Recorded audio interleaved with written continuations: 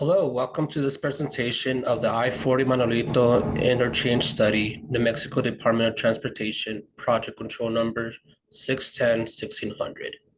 My name is Gabriel Sanchez Ramos, and I'm a project development engineer with the New Mexico Department of Transportation. This is the second presentation for this study, which will give a recap of our findings regarding what improvements are needed at this interchange, provide a summary of your comments for the last meeting, and show our preliminary solutions to correct the identified issues. We appreciate you taking the time to watch our presentation and look forward to your input. The New Mexico Department of Transportation has procured the services of HDR Engineering to assist in the development of this study. And I would now like to turn it over to their project manager, Danton Bean, to continue this presentation. Danton? Thank you, Gabriel. I also would like to express appreciation to everyone and for their attendance and participation in this. Let me go through our agenda for today's meeting. We will first introduce the team and review items from the previous public meetings, including the discussion and comments from the public. We'll review the purpose and need identified in the study and present the design development alternatives, and then the next steps in the project development. At the end of the presentation, I'll go over how you can provide comments.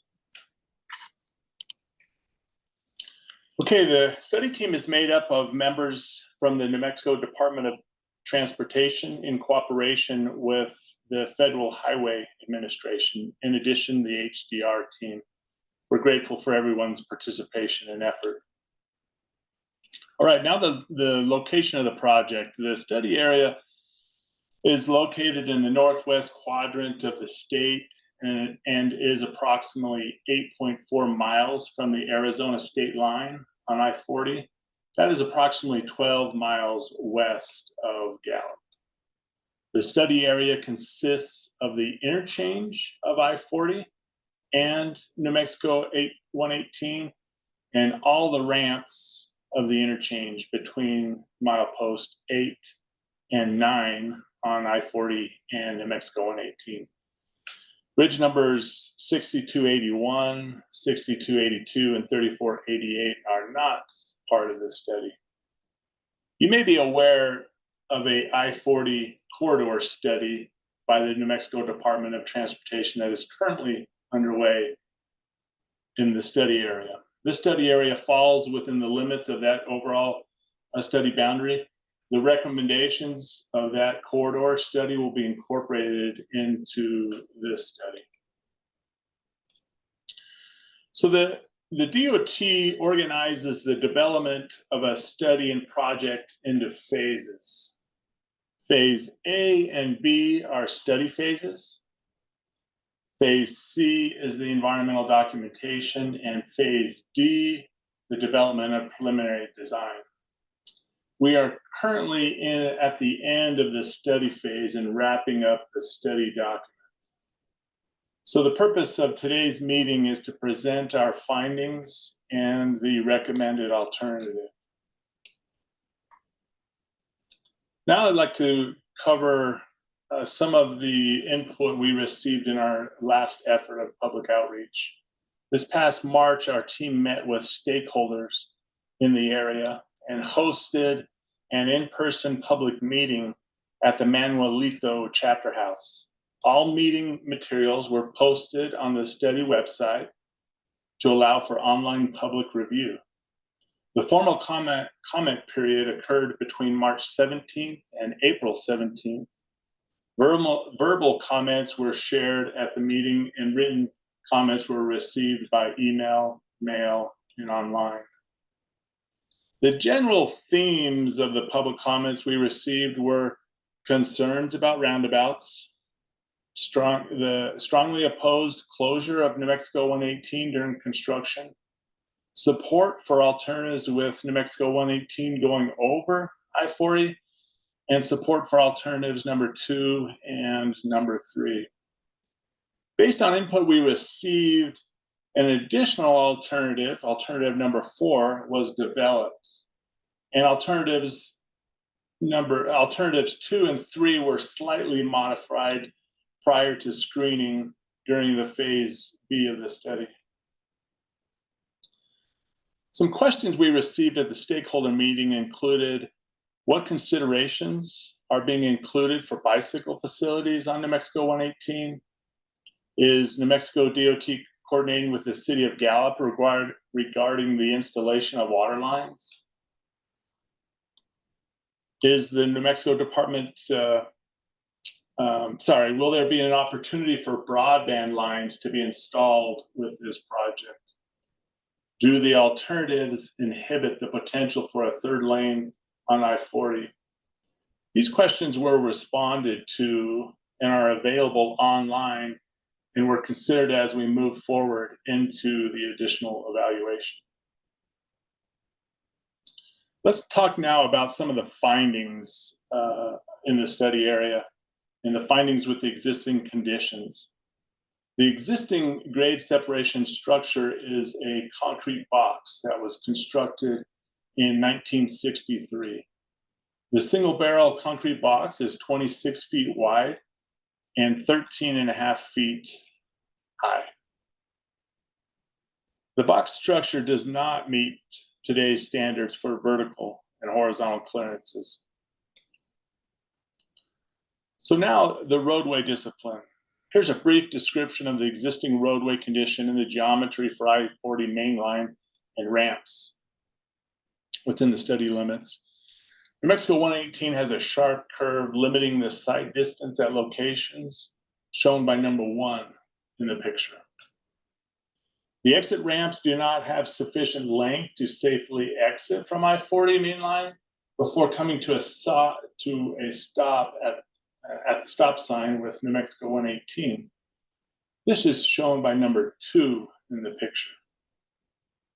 Existing entrance ramps are not long enough to provide sufficient acceleration distance to safely merge onto I-40 mainline.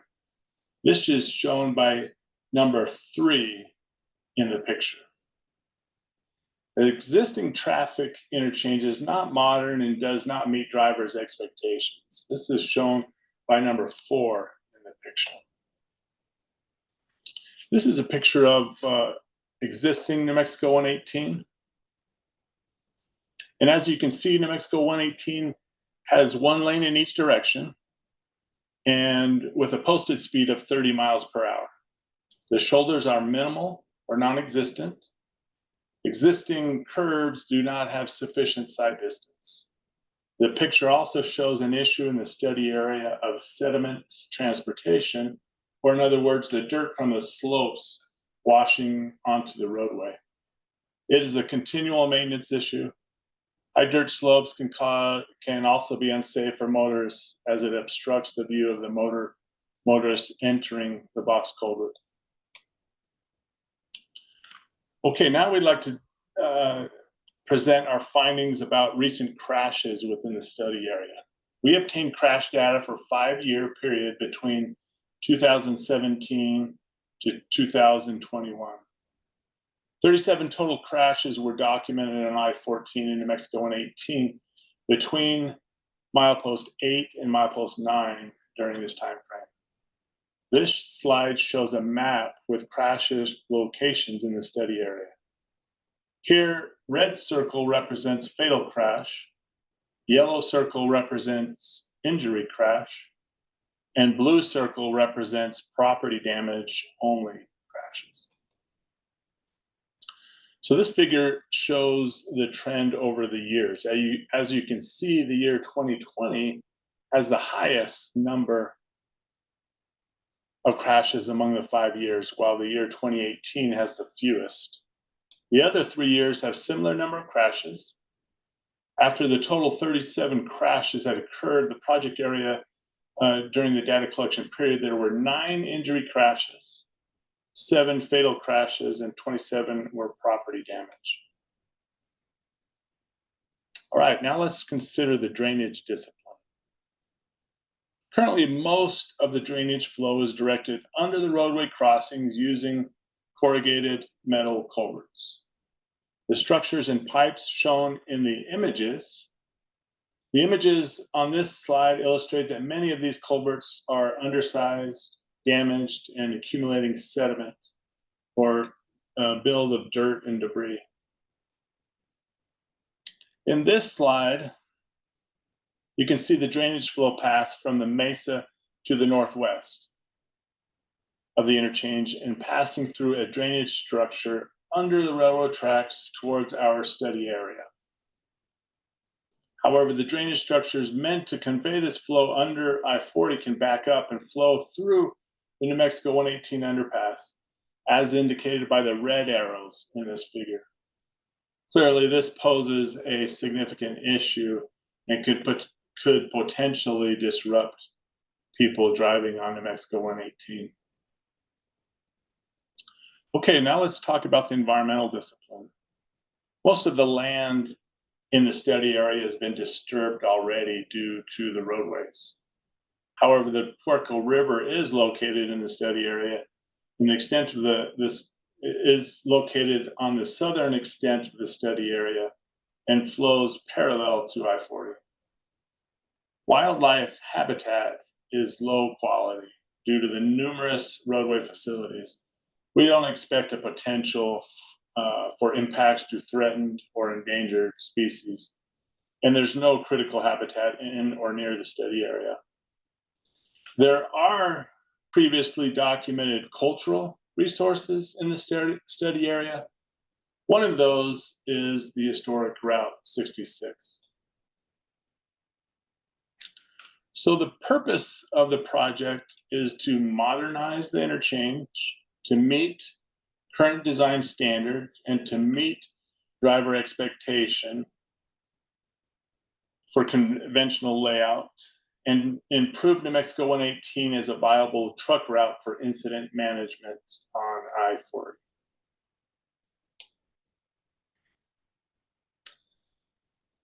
Let's take a look now at possible improvements for the study area.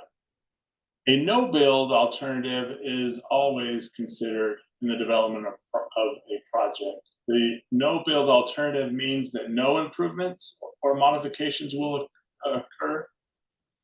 We use this as a baseline or foundation for evaluating all other build alternatives. The study team developed 5 different build alternatives to address and mitigate the issues identified. The alternatives include alternative number 1, which is an enhancement to the existing interchange layout. Alternative number 2A changes the configuration of the layout to a more modern layout, which is typically referred to as a diamond interchange. On this alternative, New Mexico 118 goes under I-40. Roundabouts are proposed at the intersections of New Mexico 118 ramps and the Lupton Road. Alternative number 2B again changes the interchange configuration to a more modern layout. Again, the diamond interchange. Here, New Mexico 118 goes over I-40. Alternative number 3 changes the interchange configuration to a more modern diamond interchange. Again, New Mexico 118 goes over I-40. In this situation, New Mexico 118 could maintain the higher speed, posted speed, to match the rest of the corridor. So like I said before, alternative number 4 was developed based on public and agency feedback from the first phase. This again changes the configuration to a more modern layout. New Mexico 118 goes over I-40. In this alternative, a roundabout is proposed on the north side of I-40 to facilitate the intersection of westbound ramps and New Mexico 118. Because of the offset crossing, the New Mexico 118 has the potential to stay open during construction. This alternative improves the sight distance. It The exit ramps would provide adequate stopping distance. Entrance ramps are adequate for acceleration and merging.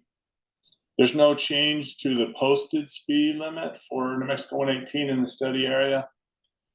There is some additional right-of-way that would be needed, and that would be on private property. Most likely the ramps would need to be closed during construction. And this does have a potential of an impact to the cultural resources identified.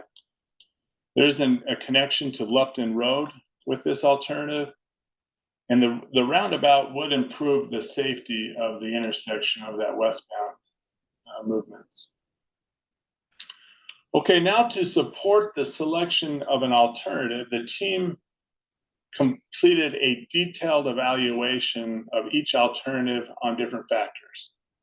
The evaluation included a scoring system. The alternatives were valued between very positive effect to very negative effect. The evaluation considered different categories, including the purpose and need, or how well the alternatives fulfills the purpose and need for the project. Cost, the lower cost alternatives were valued more positive. And then there were some engineering factors, safety, maintenance, traffic, etc., and environmental factors. So let's talk some more about those different factors. All of the build alternatives supported the purpose and need very well.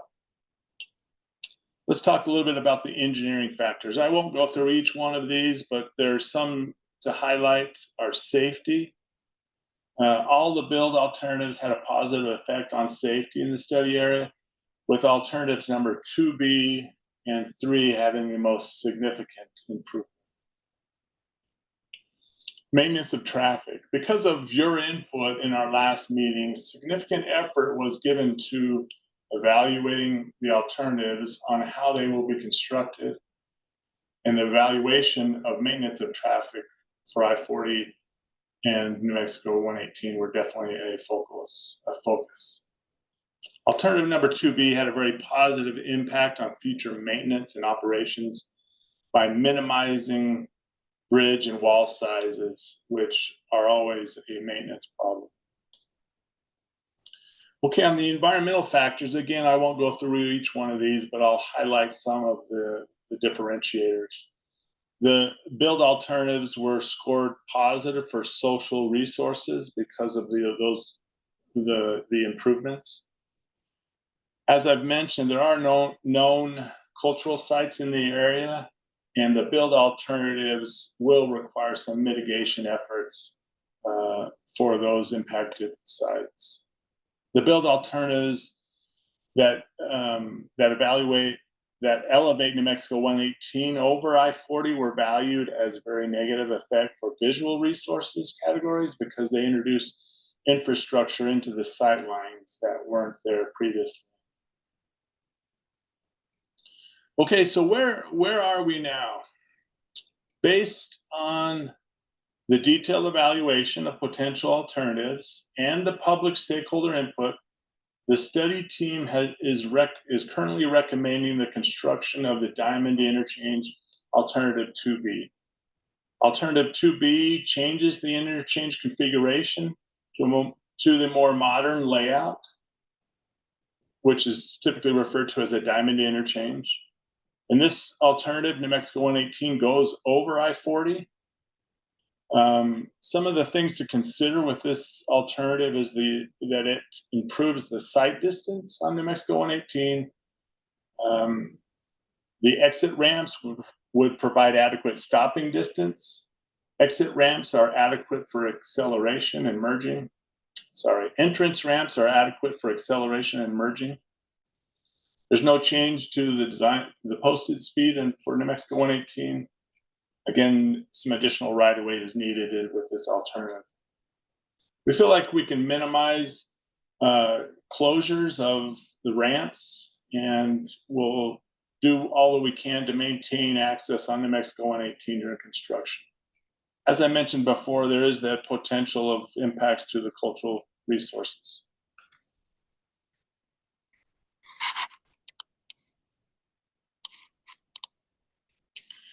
Okay, now let's discuss the next steps in the study development. Following the closure of the comment period for this meeting, the preferred alternative will be selected, and the study is expected to be completed this fall. Preliminary design will begin right after that and will be completed later this year. Funds for construction and final design have not been identified yet, so their schedules are not yet determined. The goal will be to have the design ready so that when funding is available, the district can move forward with the needed improvements more efficiently. All right, let me cover now how you can provide your comments. Our public comment period extends through August 25th. There are several ways for you to provide your comments. One, you can provide comments online via the project website as listed on the screen. You can leave comments by calling the phone number listed on the screen or by emailing the email address on the screen. You can also send your comments in through the mail at the address listed. Again, our comment period will end on August 25th.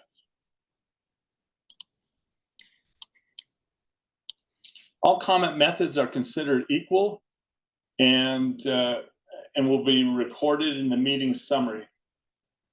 Comments are always welcome throughout the study period. Again, we appreciate your attendance and viewing this video. We thank you for your comments and look forward to receiving those. Thank you.